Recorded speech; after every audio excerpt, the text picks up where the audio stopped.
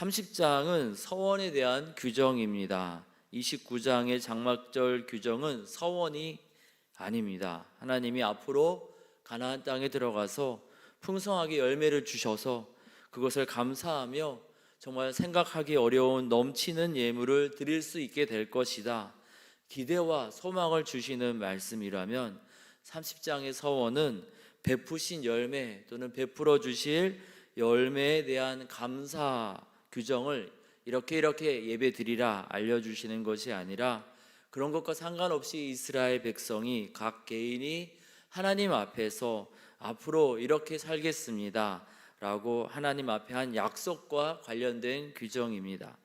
29장 39절에 보시면은요, 이런 말씀이 나옵니다. 하나님이 곡식을 또 우리 가축들을 이렇게 많이 얻게 하셔서 이렇게 하나님 앞에 이 장막절에 감사 예물을 올려드릴 때 39절에 이렇게 나오죠. 너희가 이 절기를 당하거든 여호와께 이렇게 드릴지니 이는 너희의 서원제나 낙헌제로 드리는 번제, 소제, 전제, 화목제 외에 드릴 것이니라. 서원제나 낙헌제 외에 장막절 제물을 드리라는 겁니다. 장막절 예물을 드릴 때 좀 아깝다고 장막절 예물이랑 장막절 예물을 드리면서 이거 서원제도 같이 겸하는 겁니다, 뭐 이렇게 하지 말라는 거죠. 장막절 예물은 장막절 예물대로, 서원제는 서원제대로 드리라는 것입니다.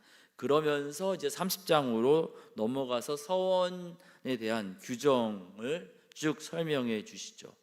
이제 31장에 가서 보시면 이제 계속 규정이 나오는 것이 아니라 이제 이 미디안에게 원수를 갚고 뭐 이런 역사적인 사건들이 나오면서 계속해서 이제 구체적으로 가나안 땅에 나아가는 그 일들이 이제 나오는데요. 이제 가나안 땅에 들어가기 전에 하나님께서 예배에 대한 것, 28장 29장에서 예배에 대한 것에 대해서 쭉 설명하시고, 그리고 이제 30장에서는 서원에 대한 것을 설명하시고 계십니다. 특별히 이 서원 규정을 설명하면서 또 오늘 말씀에서 세 가지 하나님께서 강조하신 것을 보게 되는데요. 첫 번째는 서원 규정에 관하여서 적극적으로 하는 어떤 행동을 하는 것만이 아니라 하지 않는 것도 하나님은 포함시키고 있다는 것을 우리가 발견하게 됩니다. 오늘 말씀에 보면은요, 2절에 보면은 무엇인가 드리는 것에 대한 서원을 이야기하고 있습니다. 서원하고 결심하고 서약했으면 다 이행해라. 그리고 13절 내용을 보시면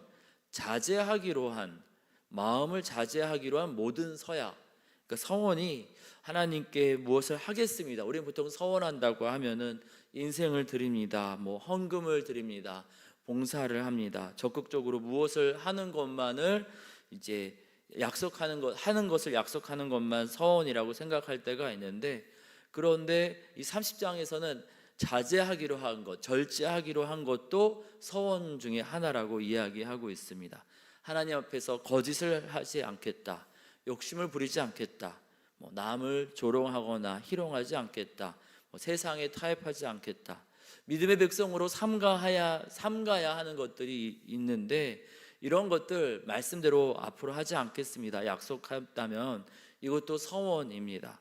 그렇게 서원했다면 2절 후반부에 주님 말씀하시죠. 깨뜨리지 말고 입으로 말한 대로 다 이행할 것이니라. 하나님만 바라볼 수 있었던 광야를 떠나서 이방 우상이 가득한 가나안 땅에 들어가면 여러 유혹들이 있습니다. 믿음의 백성으로 긍정적인 열매를 맺어야 하는 것도 있습니다. 헌신하겠습니다, 봉사하겠습니다, 이러한 서원도 있겠습니다만, 세상의 유혹을 거절하면서 또 이러이러한 유혹이 올 때 하지 않겠습니다, 절제하고 또 자제하는 결단도 해야 됩니다. 긍정적인 열매도 맺어야 하고 유혹에는 타협하지 않겠노라, 절제하겠노라, 이러한 또 부정적인 결단도 해야 됩니다. 그 모든 믿음의 결단을 깨뜨리지 않고 하나님 앞에서 지키면서 나아갈 때 신실하신 하나님은 그 백성들에게 복으로 갚아주신다, 성경은 말하고 있습니다. 그래서 하나님은 예배에 대한 규정 이야기하시고 가나안 땅 들어가기 전에 서원한 것을 어떻게 지켜야 될 것인가 말씀을 주시는 겁니다. 시편 15편에 다윗은 자신이 경험한 하나님에 대해서 이렇게 노래합니다. 여호와여, 주의 장막에 머무를 자 누구 오며 주의 성산에 사는 자 누구 오니이까. 그의 마음에 서원한 것은 해로울지라도 변하지 아니하며 이자를 받으려고 돈을 꾸어주지 아니하며 뇌물을 받고 무죄한 자를 해하지 아니하는 자이니 이런 일을 행하는 자는 영원히 흔들리지 아니하리이다. 하나님께서 우리 사람에게 신실하게 약속을 지켜주시는 것처럼 하나님을 따라 신실하게 약속을 지키려는 자는 땅에서 어떤 이자 이런 것으로 유익을 얻으려기보다는 또 베풀고자 하는 사람들은 그러한 공동체는 하나님이 든든하게 지켜주신다고 다윗은 노래합니다. 다윗은 그런 하나님을 경험했고요. 이런 다윗의 고백이 하나님 보시기에 그래, 나 그런 하나님 맞아 하면서 이런 고백이 참 옳다, 그렇게 하나님이 인정하여 주셔서 이러한 다윗의 고백을 시편에 넣으셔서 성경에 넣으시고 우리에게 알려주십니다. 그 마음에 서원한 것은 해로울지라도 변하지 아니하는 자. 술을 먹지 않기로 결단했다라면은 그것도 그래서 왕따를 당한지언정 지키는 거죠. 헌신 봉사뿐만 아니라 그러한 서원한 것이 세상적으로 볼 때 해롭다고 할지라도 끝까지 지켜내는 사람, 이런 사람은 하나님이 영원히 흔들리지 않도록 붙잡아 주시겠답니다. 이에 오늘도 우리 가나안 땅처럼 보이는 이방 우상 신상이 가득한 것처럼 보이는 이 세상을 향하여 나아갈 때, 세상에서 살아갈 때 그곳에서도 여전히 살아계셔서 우리 인생과 우리 역사를 주관하시는 하나님 앞에서 우리가 결단한 것들 지키면서 살아가는 우리 모두가 되기를 원합니다. 우리가 그렇게 하나님 앞에서 약속한 바를 지키고자 애쓰며 나아갈 때, 우리와 우리 자신들 또 우리 자녀들이 그렇게 살면서 나아갈 때 주님께서 다윗에게 알려주신 것처럼 우리를 흔들리지 않도록 든든하게 붙잡아 주실 줄 믿습니다.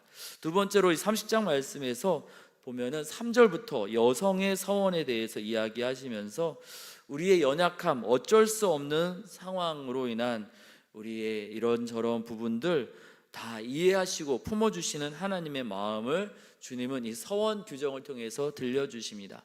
이 시대의 여성들은 사회적인 지위상 자신의 의지만으로 하나님과의 약속을 온전히 지키는 것은 쉽지 않았습니다. 결혼 전에는 아버지가 동의해 주어야 하고 6절부터 보면은 결혼한 다음에는 남편이 동의해 주어야 하나님 앞에 한 약속을 지킬 수 있었습니다. 그래서 8절에 주님 이렇게 말씀하시는 거죠. 그러나 그의 남편이, 이 여인이, 아내가 하나님 앞에 서원한 약속을 듣는 날에 허락하지 아니하면, 남편이 허락하지 않는 거예요.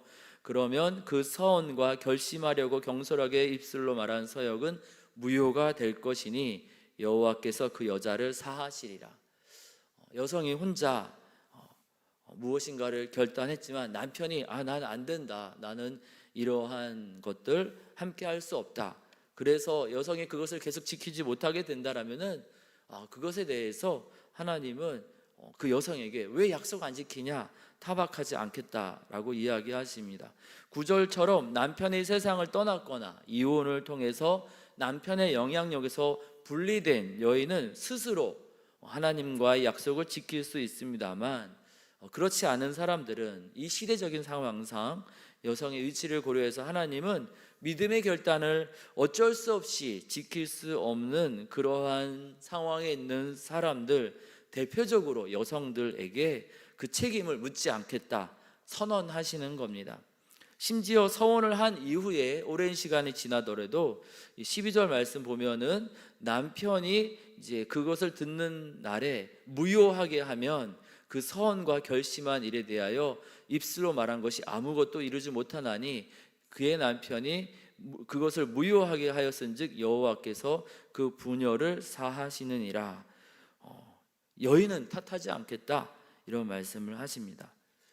그 시대 상황 너무나 잘 알고 어쩔 수 없는 여성들의 그러한 애달픈 그러한 마음을 아시기에 탓하지 않겠다, 어쩔 수 없는 부분에 대해서 말씀하시는 거죠. 여성들에게만 그렇겠습니까? 여성이든 남성이든 어르신이든 젊은 사람이든 우리 하나님은 우리의 상황과 처지를 잘 아십니다. 육체의 연약함, 어쩔 수 없는 관계적인 문제들, 마음의 깊은 상처 다 아십니다. 우리의 연약함으로 우리가 지키지 못하는 것에 대해서 우리를 다그치며 타박하지 않겠다고 사실은 이 서원 규정을 통해서 위로의 말씀을 주시는 겁니다. 이러한 하나님을 경험한 다윗은 시편 103편에서 이렇게 고백합니다. 아버지가 자식을 긍휼히 여긴 같이 여호와께서는 자기를 경외하는 자를 긍휼히 여기시나니 이는 그가 우리의 체질을 아시며 우리가 단지 먼지뿐임을 기억하심이로다. 하나님은 가나안 땅으로 들어가는 이스라엘 백성에게 자비로 함께 하시겠다. 먼저 이 연약한 여성의 위치에서 예외 규정을 들려주십니다.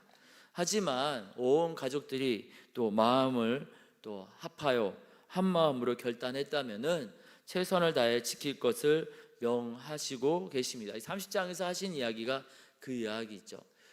그래서 이 문맥적으로는 혼자 서약하지 마라, 같이 하라, 이런 의미가 담겨져 있기도 합니다. 우리의 약함을 아시는 하나님은 오늘도 우리를 사랑으로 바라보시고 따뜻한 손길로 붙잡고 계시는 줄 믿습니다. 어쩔 수 없이 연약해서 넘어지고 쓰러질 때마다 우리를 불쌍히 여기시는 하나님의 그 사랑을, 또 그 사랑으로 우리를 붙잡으시는 하나님 바라보면서 우리가 상황이 주어지는 대로 게으르지 말고 하나님과의 약속을 지키기 위해서 믿음으로 다시 한번 도전하는 우리 모두가 되기를 원합니다. 세 번째로 여성의 서원에 대한 남성의 책임을 알려주십니다. 15절에 이런 내용이 나오죠. 남편이 여성의 서원을 들은 지 얼마 후에 그것을 무효하게 하면 그가 아내의 죄를 담당할 것이니라. 12절에서도 뭐 그런 비슷한 얘기가 나옵니다. 남편이 그것을 무효하게 했으니 이제 이 여인에게는 책임이었다. 그리고 15절에서는 남편이 무효하게 했으니 하나님과의 약속을 지키지 못하는 것에 대한 책임은 남편이 져야 된다, 이 이야기를 하고 있습니다. 아내의 서원을 듣고도 금하지 않으므로 암묵적인 동의를 했습니다. 15절의 상황은 그런 겁니다. 14절에 그 얘기가 나오죠. 남편이 여러 날이 지나도록 말이 없다. 이거는 아내가 그렇게 하기로 한 것에 대해서 암묵적으로 동의한 겁니다. 그런데 생각해 보니까 이거 좀 손해 보는 것 같은데, 뭐 이런 생각이 들어서 중간에 약속을 바꾼 거죠. 그래서 아내가 하나님과 약속을 지키지 못하게 되면 그 책임은 남편이 져야 된다는 겁니다. 이것이 비단 남편과 아내 사이에만 적용이 되겠습니까? 처음에는 암묵적으로 동의를 했는데 생각해 보니까 이거 좀 아닌 것 같은데, 좀 나한테 해로운 것 같은데, 이런 생각이 들어서 하나님 앞에서 한 약속을 지키지 못하도록 방해한다라면은 또 그 가족이나 또 그 같이 함께 일하는 사람들, 그 사람들의 반대로 지키지 못하게 되면은 어쩔 수 없이 지키지 못하게 된 당사자가 아니라 그것을 지키지 못하도록 방해한 사람들에게 하나님이 책임을 물으시겠다는 겁니다. 우리 주님은 다양한 상황에 대한 구체적인 해결책을 들려주시면서 하나님이 우리에게 약속을 지키시니 우리도 하나님 앞에서 약속을 지켜달라 권하십니다. 그리고 누군가 하나님 앞에서 결단하고 세상과 구별되어서 믿음으로 살고자 결단했는데 그거 괜히 방해하지 말고 응원하고 격려해 주라 권하십니다. 어떤 간증을 예전에 들었는데요, 어떤 영화 배우가 하나님 만나고 그리스도인으로 거룩하게 살려고 이렇게 노력하고 있는데 선배 신앙인들이 와서 야, 나도 예수 믿는 사람이야 하면서 이 거룩과 거리가 먼 행동, 그 앞에서 회식 자리에서 술을 막 벌컥벌컥 마시고 담배를 막 연이어 피워대고 하면서 나도 예수 믿어 괜찮아 하면서 막 술을 권하고 담배를 권하고 더 그 이외의 나쁜 일들을 권해서 막 낙심이 되고 힘이 들었다 이야기를 들은 적이 있습니다. 우리 스스로도 하나님 앞에서 신실하게 살아가고 더불어서 우리 주변의 사람들도 하나님 앞에서 정말 잘 살아보려고 결단한 것이 있다면은 우리가 잘 지킬 수 있도록 우리 응원하고 격려해 주어야 됩니다. 근데 응원하고 격려하기보다는 뭐 조롱하거나 방해하는 것 서로에게 덕이 되지 않는다라는 것이지요. 영적인 것이 하향평준화가 된다는 말이 있습니다. 믿음의 결단에 대해서 정말 좋은 생각이다 응원해 주는 것이 아니라 막 조롱하고 방해하다 보니까 같이 포기하고 다 같이 낮아지더라는 것이죠. 이에 우리가 그렇게 서로에게 낙심하게 할 것이 아니라 격려하고 응원하면서 우리 더 잘해보자, 하나님께서 기뻐하시는 신실한 믿음의 사람으로 살기로 우리 격려하고 응원하는 우리 모두가 되어지기를 원합니다. 아버지는 아들에게, 아들은 아버지에게, 남편은 아내에게, 아내는 남편에게 그렇게 서로 격려하고 응원하며 서로의 신앙이 더욱더 상향 평준화될 수 있도록 그렇게 응원하며 나아갈 때 우리 주님 우리의 몸부림 가운데 믿음의 도전 가운데 적과 꿀이 흐르는 약속의 땅을 주시며 복으로 우리의 인생길을 가정의 걸음을 인도하여 주실 줄 믿습니다.